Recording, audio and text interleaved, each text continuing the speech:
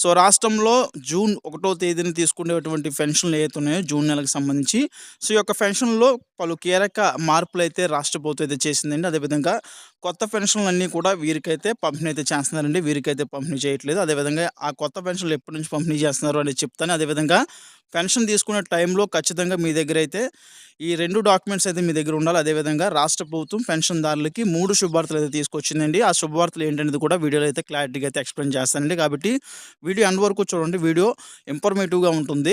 రాష్ట్ర ప్రభుత్వం పెన్షన్‌కి సంబంధించి ఎప్పటికప్పుడు మార్పులైతే తీసుకొస్తుందండి.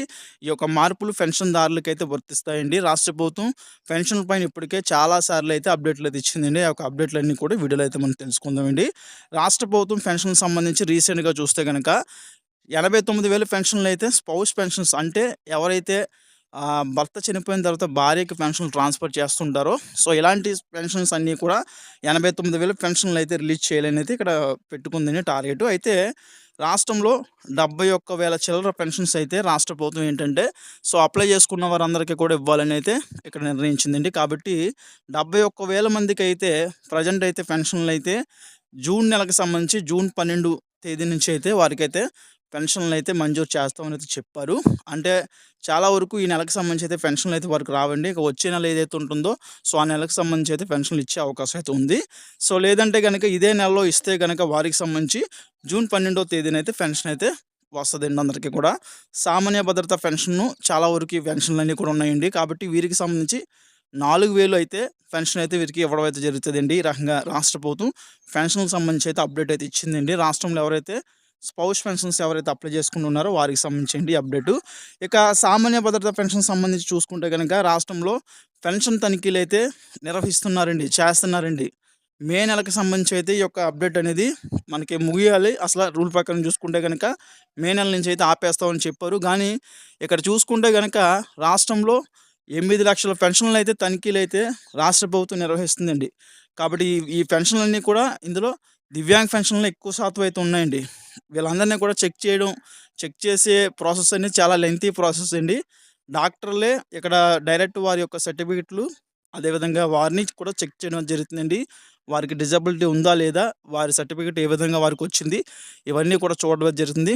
కాబట్టి ఈ యొక్క చెక్ చేసే ప్రాసెస్ ఏదైతే ఉందో, ఇదైతే చాలా లేట్ అయితే అవుతుందండి. కాబట్టి 8,00,000 పెన్షన్‌లు ప్రాసెస్ చేయాలి కాబట్టి, అన్నీ చెక్ చేయాలి కాబట్టి, టైం అయితే రాష్ట్ర ప్రభుత్వం తీసుకుంటుంది. కాబట్టి మే నెలలో ఆపేస్తామని చెప్పినా కూడా ఇక్కడైతే మే నెలకు సంబంధించి అయితే తనిఖీలనేవి ఆపట్లేదండి. ఇంకా కొనసాగిస్తారు. అయితే ఫ్యూచర్‌లో దివ్యాంగ్ పెన్షన్సే కాకుండా సామాన్య భద్రత పెన్షన్స్ కూడా తనిఖీ చేస్తారా ఏంటని చెప్పేసి అయితే మనం చూడాల్సి అయితే ఉంది. ఇంకా చేస్తామని అయితే ఎక్కడ చెప్పలేదు. ఇక్కడ ప్రధానంగా ఏంటంటే ఫేక్ పెన్షన్స్, బోగస్ పెన్షన్స్ దివ్యాంగ పెన్షన్స్‌లో ఉన్నాయని చెప్పేసి ఇక్కడ రాష్ట్ర ప్రభుత్వం అయితే పేర్కొంటుందండి. సో, దీని నిమిత్తం ఏంటంటే ఈ యొక్క పెన్షన్‌లన్నీ కూడా తనిఖీలు చేయడం అయితే జరుగుతుంది. అయితే ఫ్యూచర్‌లో సామాన్య భద్రత పెన్షన్స్ కూడా తనిఖీలు చేస్తే గనక, సో, దానివల్ల ప్రభుత్వానికి యూజ్ ఉంటే గనక తప్పకుండా చేస్తామని అయితే ఇక్కడ పేర్కొంటున్నారు. అయితే ఇప్పటికి మట్టికి చూసుకుంటే గనక రాష్ట్రంలో దివ్యాంగ పెన్షన్‌కి సంబంధించే తనిఖీలైతే నిర్వహించడం అయితే జరుగుతుందండి. ఇక రాష్ట్ర ప్రభుత్వం ఈ యొక్క తనిఖీలనేవి సో, మనకి ఈ ఎప్పుడైతే ప్రభుత్వం ఉంటుందో ఎన్నాళ్ళైతే ప్రభుత్వం ఇప్పటిదాకా అయితే మనకి ప్రభుత్వం ఉన్నంత సేపు కూడా ఈ యొక్క తనిఖీలైతే నిర్వహిస్తాం అన్నట్టయితే ఇక్కడ మాట్లాడుతున్నారండి. కాబట్టి తనిఖీలైతే అలా జరుగుతూనే ఉంటాయండి. ఆపుతామని చెప్పేసి అక్కడ చెప్పలేదు. ఇక ఫేక్ పెన్షన్స్, బోగస్ పెన్షన్స్ ఎవరైతే ఆల్రెడీ ఆల్రెడీ తీసుకుంటూ ఉన్నారో అలాంటి పెన్షన్స్ అన్నీ కూడా రాష్ట్ర ప్రభుత్వం గుర్తించి ప్రెజెంట్ అయితే హోల్డ్ చేస్తున్నారండి ఆ యొక్క పెన్షన్స్ అనేది. ఆ యొక్క పెన్షన్‌లు ఏం చేయాలి ఏంటని చెప్పేసి రాష్ట్ర ప్రభుత్వం తర్వాత అయితే అప్డేట్ అయితే ఇస్తామని చెప్పేసి అన్నారు. అయితే అప్డేట్ వచ్చేంత వరకు కూడా వెయిట్ చేయాల్సి అయితే ఉంటుందండి. ఇక రాష్ట్రంలో కొత్త పెన్షన్‌కి సంబంధించి కూడా రాష్ట్ర ప్రభుత్వం అప్డేట్ అయితే ఇచ్చిందండి. రాష్ట్రంలో ఈ జూన్ నెల అదేవిధంగా జూలై నెలకు సంబంధించి రాష్ట్రంలో కొత్త పెన్షన్‌లయితే సామాన్య భద్రత పెన్షన్స్ అదేవిధంగా దివ్యాంగ పెన్షన్‌లు కూడా అప్లై చేసుకోవడానికైతే అవకాశం అయితే కల్పిస్తామని చెప్పారండి. ఈ యొక్క పెన్షన్స్ ఎప్పటినుంచంటే సో, మనకి ఈ జూన్ నెల ఎండింగ్ నుంచి అయితే అప్లికేషన్ ప్రాసెస్ అయితే గ్రామ వార్డు సచివాలయాల్లో అయితే స్టార్ట్ చేస్తారండి. స్టార్ట్ చేసి వచ్చే నెల జూలై నెల ఏదైతుందో జూలై నెలకు సంబంధించి అప్లికేషన్ తీసుకున్న సో, ఆ తర్వాత జూలై ఎండింగ్ నుంచి కూడా కొత్త పెన్షన్‌లను అయితే మంజూరు చేసే అవకాశం అయితే ఉన్నట్లయితే ఇక్కడ రాష్ట్ర ప్రభుత్వం పేర్కొంటది. ఇక ప్రధానంగా ఎవరైతే రాష్ట్రంలో ఎస్సీ, ఎస్టీ, బీసీ మైనారిటీలు ఎవరైతే ఉన్నారో వీరికి సంబంధించి చూసుకుంటే గనుక ఏజ్ అనేది 50 సంవత్సరాలు అయితే చేశారండి. వీరు సామాన్య భద్రత పెన్షన్ పొందాలంటే గనుక వారి యొక్క ఏజ్ అనేది వారి యొక్క ఆధార్ కార్డ్‌లో 50 సంవత్సరాలు ఉంటే సరిపోతుందండి. వారికైతే సామాన్య భద్రత పెన్షన్ అయితే వస్తుందండి. ఇక దివ్యాంగ్ పెన్షన్ ఎవరైతే తీసుకోవాలనుకుంటున్నారో వీరికి సంబంధించి ఏజ్ లిమిట్ అయితే ఉండదండి. వారికి ప్రధాన క్వాలిఫికేషన్ చూసుకుంటే గనక దివ్యాంగ్ సర్టిఫికేట్ అయితే వారి దగ్గర అయితే ఉండవలసి అయితే ఉంటుందండి. వారి యొక్క డిజబిలిటీ సర్టిఫికేటే ప్రధానంగా ఇక్కడ పెన్షన్‌లు అయితే వారికి మంజూరు చేసేటట్టు అయితే చేస్తదండి. ఇక్కడ దివ్యాంగ్ సర్టిఫికేట్ అంటే వారికి పర్సెంటేజ్ బట్టి అయితే పెన్షన్ అయితే మంజూరవుద్దండి. దివ్యాంగ్ పెన్షన్ అంటే 6,000 నుంచి 15,000 దాకా కూడా వారికైతే పెన్షన్ అయితే ఇవ్వడం అయితే జరుగుతది. అయితే వారి యొక్క డిజబిలిటీ బట్టి, వారికున్నటువంటి కేటగిరీ బట్టి వారికైతే 6,000 ఇవ్వాలా, 15,000 ఇవ్వాలా, లేదా 10,000 ఇవ్వాలా? ఇలాగ రాష్ట్ర ప్రభుత్వం అయితే నిర్ణయిస్తదండి. సో, నిర్ణయించి వారికైతే పెన్షన్ అయితే మంజూరు చేయడం జరుగుతది. అప్లై చేసుకోవడానికి ఖచ్చితంగా వారికి దివ్యాంగ్ సర్టిఫికేట్ అయితే ఉండాలండి. ఒకవేళ గనక లేదు అంటే గనక రాష్ట్ర ప్రభుత్వం సదరం స్లాట్స్ అయితే ఓపెన్ చేస్తుందండి. ఆల్రెడీ ఓపెన్ చేసి ఉందండి. సో, మీరు సదరం స్లాట్ బుక్ చేసుకోండి. సో, ఎప్పుడైతే ఈ సదరం స్లాట్ బుక్ చేసుకుండి చెకింగ్‌కెళ్తారో అప్పుడు రాష్ట్ర ప్రభుత్వం దివ్యాంగ్ సర్టిఫికేట్ అయితే మంజూరు చేస్తదండి. ఆ యొక్క సర్టిఫికేట్ అనేది మీరు ఫ్యూచర్‌లో పెన్షన్ అప్లై చేసుకోవడానికి మీకైతే ఉపయోగపడుతదండి. కాబట్టి తప్పకుండా ఎవరైతే పెన్షన్ పొందాలనుకుంటున్నారో దివ్యాంగులు ఎవరైతే ఉన్నారో తప్పకుండా దివ్యాంగ్ సర్టిఫికేట్ అయితే పొందాలండి. ఒకవేళ గనక పాత సర్టిఫికేట్ మీ దగ్గర ఉందంటే గనక అది కూడా ఉపయోగపడుతదండి. అది కూడా దాంతో కూడా మీరైతే అప్లై అయితే చేసుకోవచ్చు. వచ్చే నెలకు సంబంధించి మనకి అప్లికేషన్ ప్రాసెస్ అయితే స్టార్ట్ చేసే అవకాశం అయితే ఉంది. సో, ఆ టైంలో మీరైతే దివ్యాంగ్ సర్టిఫికేటు, దాంతో పాటు ఆధార్ కార్డు, ఇక దీంతో పాటు ration card, caste income date of birth certificate, 2 passport size photos ఉంటే సరిపోద్దండి.